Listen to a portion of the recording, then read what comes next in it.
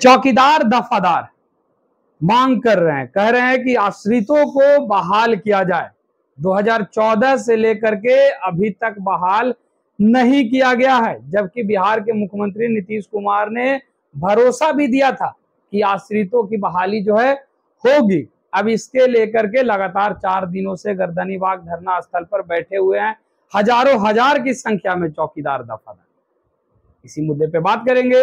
हमारे साथ मौजूद हैं पूर्व आईपीएस अधिकारी अमिताभ दास सर। सर, चौकीदार दफादार जो कि जिस विभाग में आप रहे हैं, उसी विभाग का सबसे निचले तबके का एक कर्मचारी का मांग है सर कि हमारे आश्रितों को बहाल किया जाए, क्या कहेंगे आप? नहीं, ठीक है, मैं ये पूरी व्यवस्था बताता हूँ दर्शकों को। देखिए, ये अंग्रेजों के जमाने से व्यवस्था चली आ रही है चौकीदारों और दफादारों की, और अलग अलग रंग की इनकी पगड़ी भी होती है। चौकीदार से मतलब सीनियर ये होते हैं, दफादार होते हैं। और एक ये अंग्रेजों ने ये सिस्टम बनाया था कि इस देश में दूर दराज के गांव रहते हैं, पहले तो और ज्यादा गांव कटे कटे रहते थे, ऐसी संचार क्रांति नहीं हुई थी। तो उस समय छोटे छोटे गांवों की खबर कैसे पहुंचेगी पुलिस कप्तान को या जिला प्रशासन को, जिलाधिकारी को? तो इसके लिए उन्होंने चौकीदारी व्यवस्था बनाई थी, और मैं इसको एक बहुत इफेक्टिव व्यवस्था मानता हूँ, बहुत प्रभावकारी व्यवस्था है। अभी भी ये बहुत प्रभावकारी है। और मान लीजिए किसी दूर गांव में कोई अपराधी छिपा हुआ है, या किसी दूर गांव में कोई अवैध काम हो रहा है, अवैध दारू बनाई जा रही है, तो उसकी सूचना जो है चौकीदार देता है, थाना प्रभारी को देता है, और फिर थाना, यदि बड़ी बात रही तो थाना प्रभारी एसपी को बताता है, फिर एक्शन होता है। लेकिन चौकीदारों का काम मुश्किल भी बहुत है, क्योंकि देखिए चौकीदार तो कोई बहुत, उसको तो कोई बॉडीगार्ड्स मिला नहीं रहता है, सामान्य परिवार का आदमी रहता है, गरीब आदमी रहता है।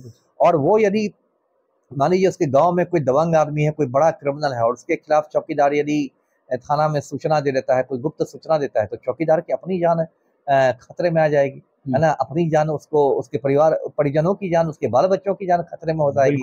मुझे अभी भी याद है, एक शेरघाटी में मैं एएसपी हुआ करता था, वहाँ मोहनपुर थाना एक है, वहाँ एक चौकीदार तोता पासवान हमेशा थाने में ही रहता था। तोता पासवान, हाँ, नाम था उसका, तोता, अभी मुझे याद है नाम उसका था तोता पासवान। वो हमेशा थाने में रहता था, गाँव नहीं जाता था।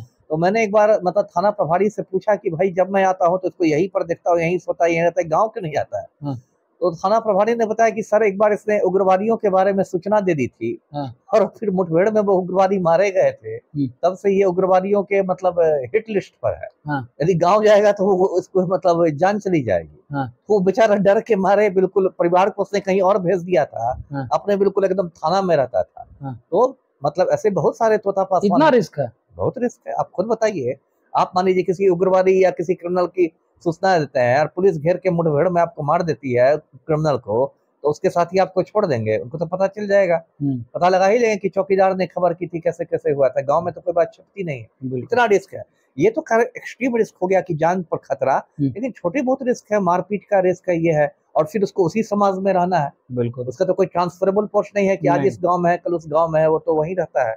और देखिए अंग्रेजों के समय में इससे क्या हो रहा है कि इस चौकीदार दफादार में ज्यादातर जो लोग होते हैं वो पासवान जाति के होते हैं, एक दलित समुदाय से होते हैं। ये भी एक परंपरा है। अच्छा, अब चौकीदारों का ये मतलब उनकी मांग क्या है?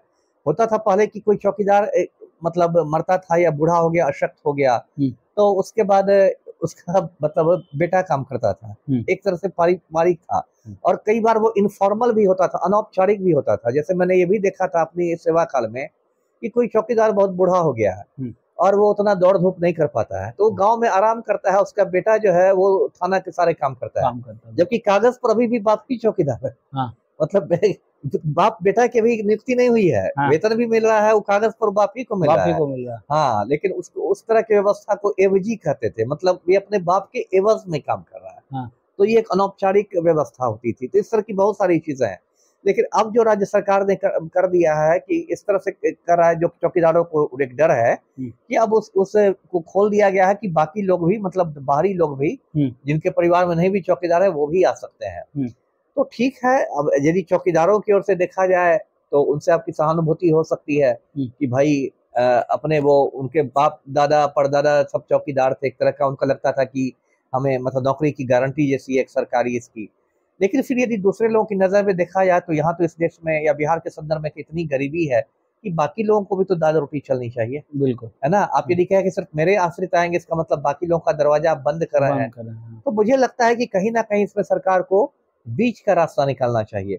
मतलब कुछ जगह चौकीदारों के लिए कुछ मतलब आरक्षित कर देना चाहिए, जो उनके आश्रितों का मांग है सर कि अभी तक यानी 2014 से जो 2025 तक आपने रोक लगा दिया है, उसको आप बहाल कर दीजिए और इसके बाद आप खुले तौर पर परीक्षा लीजिए, कोई दिक्कत नहीं। ठीक है, ये भी एक हद तक जायज है, ये भी एक तरह का बीच का रास्ता है। हाँ, यदि ये मांग है तो ये भी थोड़े हद तक ये जायज मांग है, ये एक बीच का रास्ता है कि बस 14 से 25 तक 11 बरस में आप आश्रितों को कर दीजिए, एक तरह का जो बैकलॉग है वो कर दीजिए और उसके बाद आप खोल दीजिए, तो मतलब बाकी लोग भी मानसिक रूप से तैयार हो जाएंगे कि भाई मेरे बाद मेरे आश्रित नहीं आने वाले हैं, तो वो उसी तरीके से बच्चों को पढ़ाएंगे लिखाएंगे।